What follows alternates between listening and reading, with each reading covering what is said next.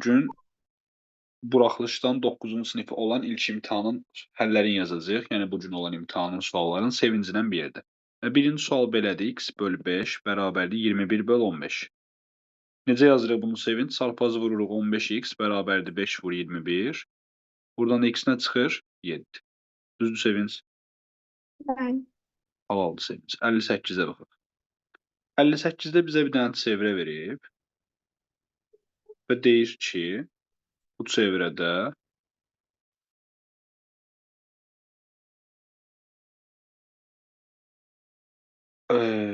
bu bucaq 22 dərəcədir. ACO, yəni bu bucaq 28 dərəcədir. BAC-ni tapın deyir. Bizdən bu bucağı soruşur. Bunu necə tapacağıq? Və bu çevrənin mərkəzidir. Bu çevrənin mərkəzidirsə ilk olaraq, əgər bura alfadırsa, burada nə olur? Daha doğrusu yəni bu 2 alfadır. Bu 2 alfa olsa bura nə olur? 2 alfa. Bunlar bərabər olurlar. Bu bucaq isə daxilə çəkilmiş bucaqdır. 2 alfanın yarısı, yəni alfa olur. Sonra qaydırıq 3 bucağın bir qaydasını. 3 bucaqda bir qayda var ki, sevinç. Bu bucaq və bu bucaq. Bu 3 dənəsini toplayanda verir bizə buradakı bucağı. Yəni 2 alfa. Buradan da alfa bərabərdir 50 çıxır. Alfa 50-dirsə bizdən soruşduğu bucaq deyil. Alfa bucağıdır. Cavab oldu 50. Başa düşdün? Ben. Yazdım bunları. Ben. 59. 59-da deyir ki, y bərabərdir mənfi 2x üstəgəl 6 funksiyasının qrafiki üzərindədir hansı nöqtə? Nöqtənin qrafikin üzərində olması üçün verilən x nöqtəsinin yerinə qoyanda verilən y nöqtəsi alınmalıdır. Cavablara baxaq görək hansının yerinə qoyanda alınır? Mənfi 3 0 nöqtəsi var. Bax. Əgər biz x-ə mənfi 3 versək, mənfi 2 vur mənfi 3-ün üstünə 6 gələndə nə alınır sevinç? 12. Mənfi 6 üstəgəl 6 12. Bu nöqtəni deməli məsələn götürə bilmərik. Baxaq görək hansı variantı verəndə yerinə alınacaq? Mənfi 5 16 var. Düzdür? Mənfi 5 16-ya baxsaq, əgər mənfi 2-ni mənfi 5-ə vurub üstünə 6 gəlsək, 16 alınacaq. Bu da olur A variantı. Aydındır? Ben. 60-cı sualdayızaq. 60-cı sualda m kvadrat çıx 5n çıx mn üstəgəl 5m bölünsün 25 çıx m kvadrat. Belə bir sual verir. Bu sualda m kvadrat və mn-ə baxaq. Burada ortaq olan nədir? M. Qaçsam qalacaq m çıxılsın n. Burada da ortaq olan 5-dir. Yenə üstə gəl 5-i çıxartsam qalacaq m çıxılsın n. Məxrəcdə də bu 5 çıxılsın m vur 5 üstə gəl m-dir. Düzdür? Ben. M çıx n-i çıxardıram. Qalır m plus 5 böl 5 çıx m vur 5 plus m. Bunlar gedirlər. Qalır m çıx n böl 5 çıx m. O da B variantıdır. Başa düşdün? Ben. Davam eləyək. 61-ci sual. 61-ci sualda asan suallardan biridir. 56 vur mənfi 15 bölünsün. 14 vur 20 çıx 5 vurulsun 10. Birinci buradan başlayaq. Bu 20 çıx 5 vur 10 neçə eləyir? Mənfi 30. Əla. Yuxarıda bizim var 56 vur mənfi 15-imiz. Mənfi 15 ilə mənfi 30 ixtisar gedir, aşağıda 2 qalır. 56 ilə 14 gedir, 4 qalır surətdə. 4 bölü 2 də oldu 2. Burada variant görünmür, D variantı olmalıdır. Başa düşdün? Ben. 62-ci sual. 2x üstəgəl y-dir, hə? Elə düşünürəm, yəni 2x üstəgəl y bərabərdir 0. Ben. Y bərabərdir 6. Bu şəkillərdə yaxşı düşməyib. Y-lər getdi. 3x bərabərdir 6 alınır. X də olur 2. 63 bizə deyir ki, düzbucaqlığın uzunluğunu 40%, enini 20% azaltdıqda sahəsini neçə faiz azalar? Belə suallarda ən gözəl odur ki, en və uzunluğun hər ikisini 10 götür. Bu halda sahəmiz olur 100. Deyir uzunluğu 40% azalt. Uzunluğu 40% azaldıramsa, onun 40%-ni çıxanda qalır 60%, yəni 6. Eni də 20% azalt. Onun da 20%-ni çıxanda qalır 8. 6 vur 8, 48. Əvvəl sahə olub 100, indi olub 48, çıxanda alınır 52. Aydındır, 52% azalır. Bildin Sevinç? Bəli. Bura qədər səhvin var idi sənin? Yox idi. Əla. Tərəfi 12 olan kvadratın perimetrini tapın. Bu da 6-cı sinifdən götürüb yazıb bu yəqin ki. 12 vur 4, 48. Tərəfi 12 sm olan kvadratın perimetri 64-cü sual. 65. 3 vur x çıx 2 bərabərdə 6. Buradan x çıx 2 olur 2. X-də nə olur Sevinç? 4. 4. Əla. 66. 66-da bizə bir həndəsə sualı verib. Burada A, O və B qeyd olunub. Burada C, burada D. Bunu təzədən çəkək. Burada da D qeyd olunub. Buranı 25 dərəcə verib. Buranı da 90. Bizdən A, O, D-ni soruşur. Bu da biraz asan sual olub sanki. 180-dən 90-dan 25-in cəmini çıxırıq. Qalır 65 dərəcə. Başa düşdün? Bəli. 67-ci sual. 67-ci sualda C vur x üstəgəl y çıxılsın D vurulsun. Çıxılsın D vurulsun x üstəgəl y yəni. Burada əgər mən x üstəgəl y mötərizə xaricdən çıxartsam, qalacaq C çıxılsın D.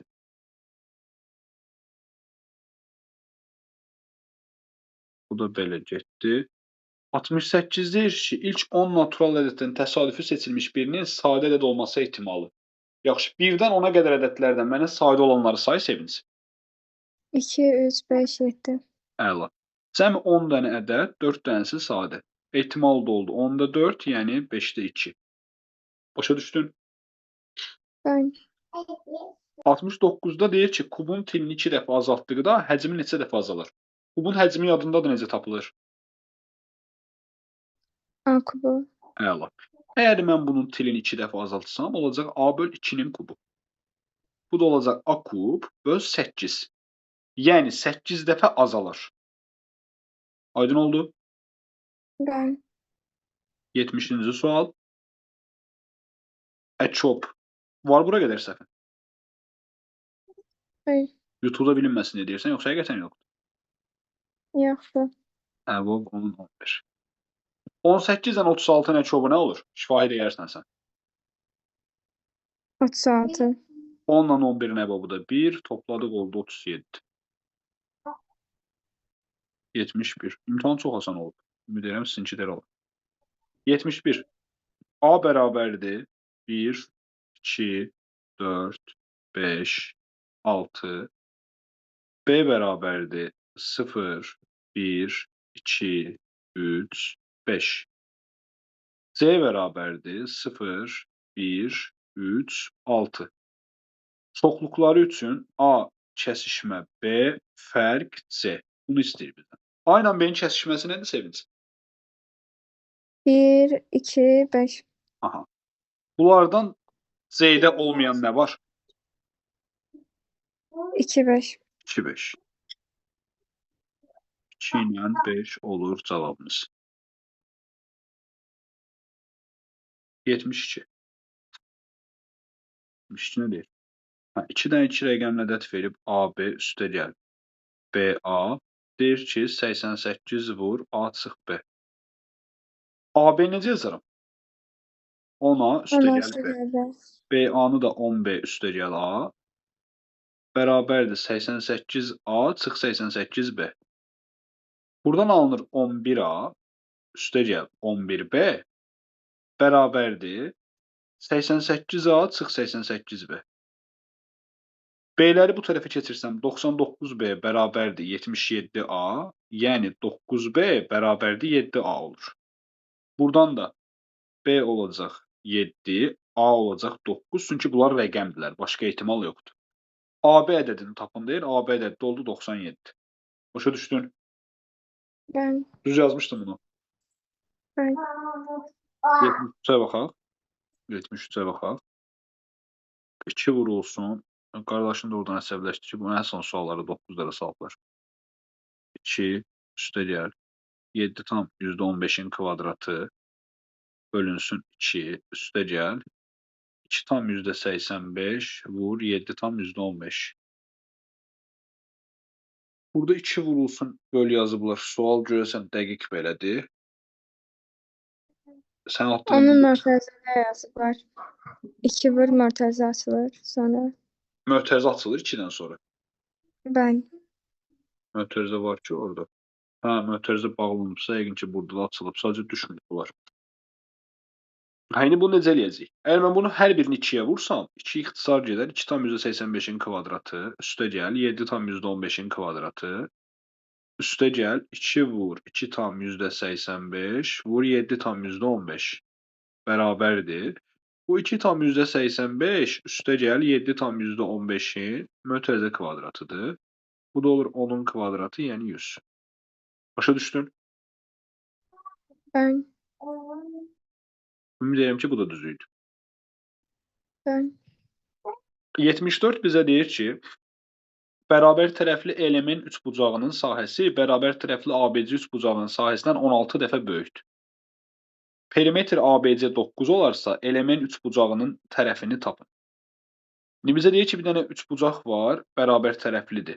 ABC üçbucağının sahəsindən 16 dəfə böyükdür. ABC-nin perimetri 9'dur. Perimetri 9'dursa, bu bərabər tərəflidirsə, bunun bir tərəfi tutaq ki, AB tərəfi 3'dür. Düzdür? Ben. Hə, davamında bizə deyir ki, ABC üçbucağının sahəsindən 16 dəfə böyükdür. İndi burada bir dənə məsələ var. Əgər iki oxşar üçbucaq, bunların hər ikisi bərabər tərəfli olduğu üçün, mən bunların oxşar olduğunu onsuz da dəqiq bilirəm. İki oxşar üçbucaqdan birinin sahəsi digərinin 16 dəfə böyükdürsə, deməli tərəfi tərəfindən 4 dəfə böyükdür. Yəni digər üçbucağın element üçbucağının, məsələn, elem tərəfinin uzunluğu olacaq 3 vur 4, yəni 12. Bir tərəfi olacaq 12. Bizdən də element üçbucağının tərəfini soruşur, elə oldu 12. Başa düşdün? Ben. Çünki sahəsi sahəsindən 16 dəfə böyükdürsə, tərəfi tərəfindən 4 dəfə böyükdür. Bunu hardan bilirəm? İkisi də bərabər tərəflidir. İkisi də bərabər tərəflidirsə mütləq oxşardır. Digər sual 75 nə deyir? Qarşı təpələrindən biri koordinat başlanğıcında digər hissə nöqtəsində olan kvadratın sahəsini tapın. Bizə deyir ki, bir dənə kvadrat var. Bir dənə kvadrat var. O kvadratın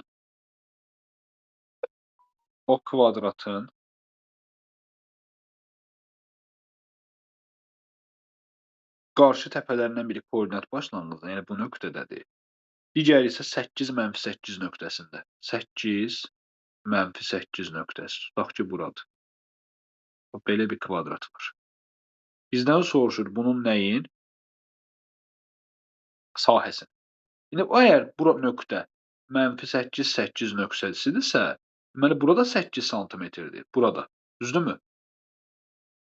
Ben. Onsuz kvadrat olduğu üçün 8 vur 8 sahəsi də olacaq 64. Yəni belə koordinat başlanğıcı falan yazıblar. Biraz göz qorxudalar, amma çətin bir sual yox.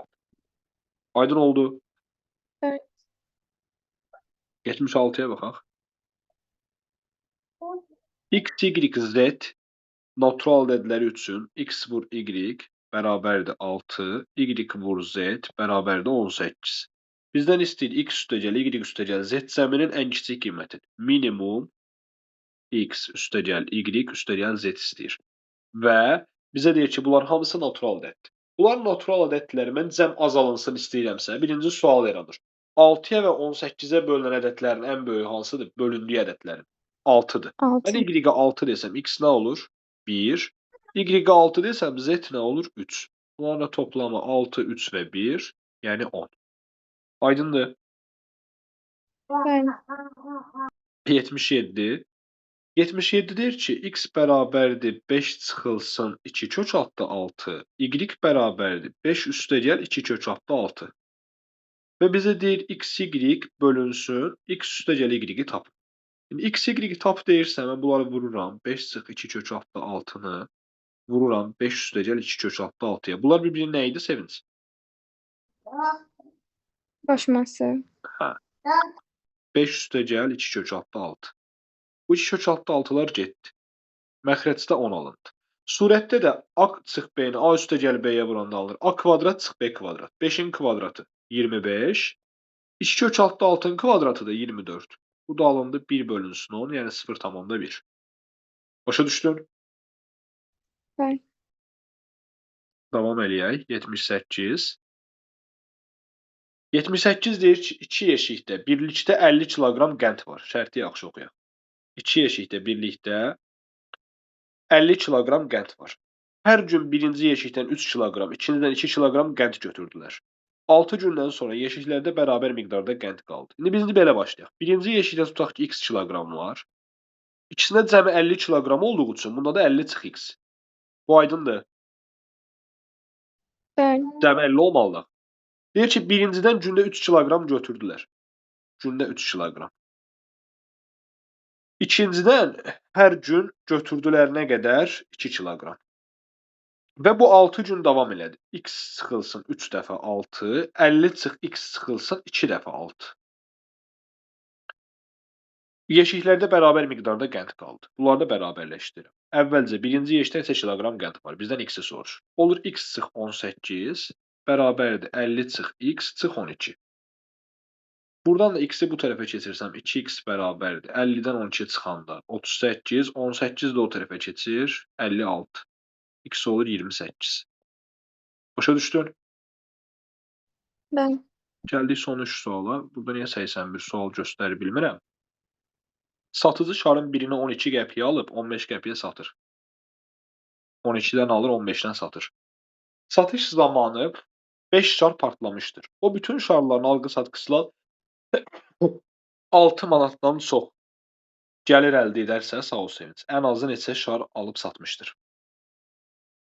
İndi 12 qəpiyə alır, 15 qəpiyə satır. Birindən nə qədər xeyir olur? 3 qəpik. 3. Cəmi 6 manatdan çox gəlir əldə edərsə, 6 manat özü neçə qəpik eləyir? 600, bilirsən də inşallah, qəpik. İndi bizə deyir ki, birindən 3 qəpik xeyri var, birindən 3 qəpik xeyri var. Ümumi ən azı 6 manat xeyri olub. 6 manat xeyri olubsa, 6 manat xeyri olubsa, bu adam deməli 600 qəpiyi birindən 3 qəpik xeyrindən 200 dənə şar satıb ən az. 200 dənə şar satıb.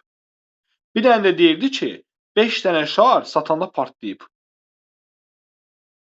5 dənə şarda partlayıb. İndi o 5 dənə partlayan şara da pul verib. Onu da nəzərə almaq lazımdır. 5 dənə partlayan şara pul verib. 200 dənə şar ən azı satmalıdır ki, 6 manat xeyri olsun. İndi bu 200 dənə satsa, 5 dənə partlamış şarın pulu gedir. Bunu da belə düşünək. 200 dənə normal sağlam şar satdı. 6 manat xeyri oldu, düzdür? Bəli. 5 dənə şarda partlayıb. Axı bu 5 dənə şarda nə qədər pul vermişdi? 12 qəpikdən pul vermişdi. 60 qəpik ziyanı var. Deməli, 6 manat qazanmaq üçün 200 dənə sağlam şarın satdı. 5 dənə partlayan şardan da 60 qəpik ziyanı var. Bu həmin 60 qəpiyi də çıxartmalıdır. 60 qəpiyi necə çıxardacaq? 60 qəpiyi çıxartmaq üçün ən azı 15 qəpikdən 4 dənə də əlavə şar satacaq ki, 60 qəpik ziyanı da bağlasın. Aydındır bu? Bəli. Deməli 200 üstəgəl 4. Ən azı 204 dənə şar satmış olmalıdır. Niyəsimi də deyirəm. Və gəl ümumən yoxlayaq. 204 dənə şar satsa 3 qəpik xeyirdən 204 dənə şar satsa daha doğrusu 200 dənəsi sağlam. Satdığı şar. 200 dənə sağlam satdığı şar. Onlardan 3 qəpikdən xeyri var. 600 qəpik. Yəni 6 manat buradan xeyri qaldı. 6 manat xeyri qaldı. Aldığı şarlardan da 5 dənəsi partlamışdı.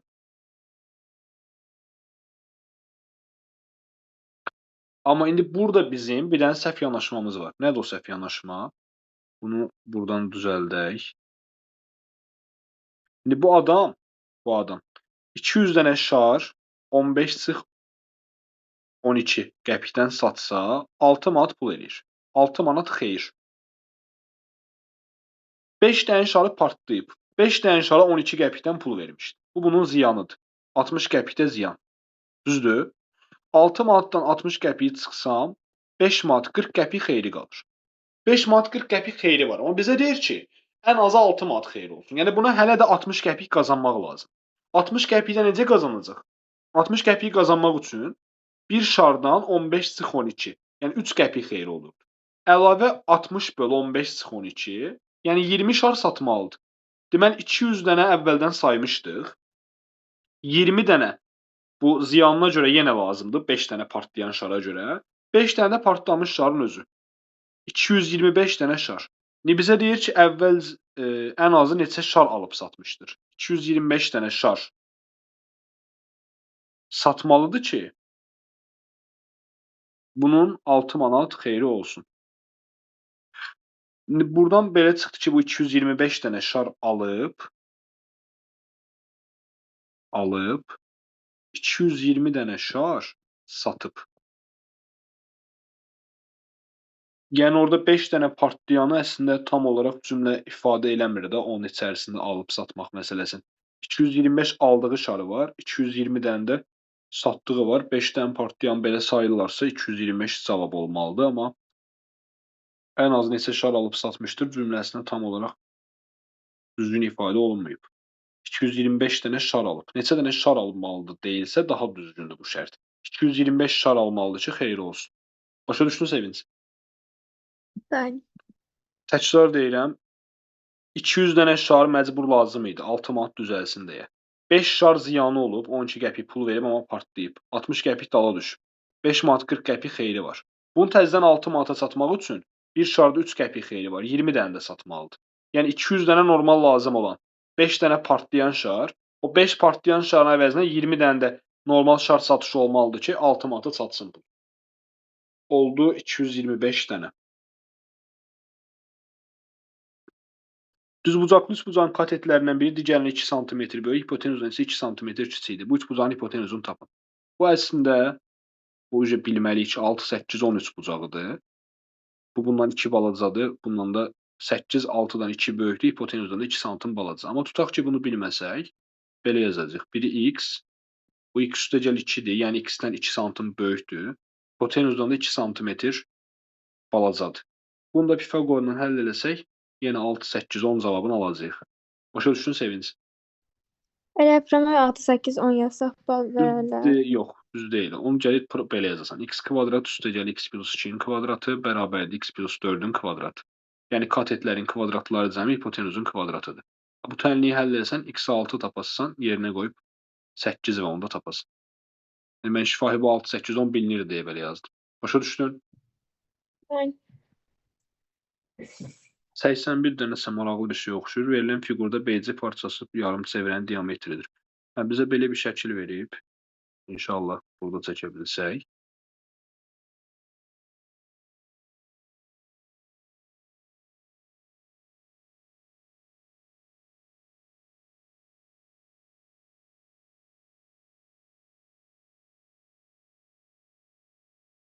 Aha.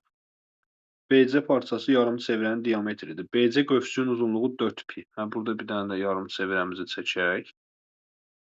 BC qövsünün uzunluğu 4pi. Bu 4pidir. AO 6-dır. AO 6-dır.